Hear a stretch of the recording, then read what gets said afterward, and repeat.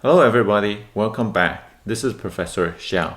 The purpose of this video is to help you with a specific homework question.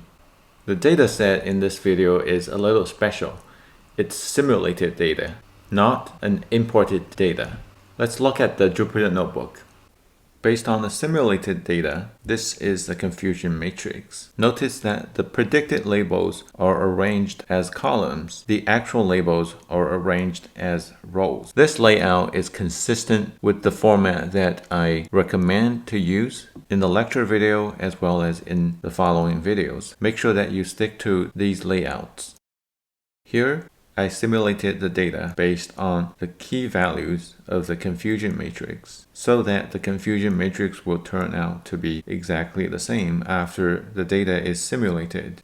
Note that I use a random seed 10 to shuffle the simulated data set. As for the imported packages, we only need a short list of these because we are only dealing with the datasets and the model evaluation metrics. All of the functions used here to calculate the model evaluation metrics come from the scikit-learn package.metrics submodule. The confusion matrix again. Now let's calculate the specific model evaluation metric. To calculate accuracy by hand for a manual calculation, you know that accuracy focuses on the two cells on a diagonal line. So accuracy is the ratio between the sum of the cells on the diagonal line and the sum of all four lines.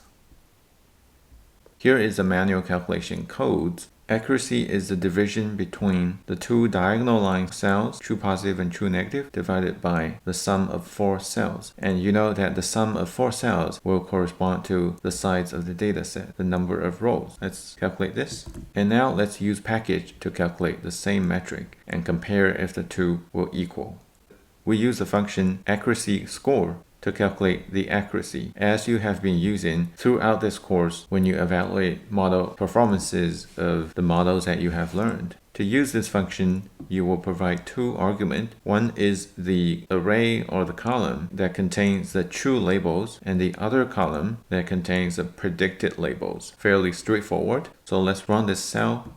And then after getting the two results, I will compare them by printing them out side by side. I print the header, I print the label for each. The manual calculation result will show by hand. The result using coding will show by program. And I use an F string formatting and print it out. Using the F string has the benefits of inserting a particular variable with formatting rule all in one place. Makes the code clean to read. Now let's print this.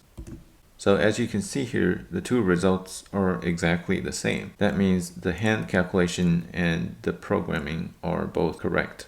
This concludes the demo for calculating accuracy, both using hand calculation and using programming with the package of scikit-learn.metrics. I hope you enjoyed the video. Be sure to watch my other videos on other concepts of the confusion matrix. See you next time.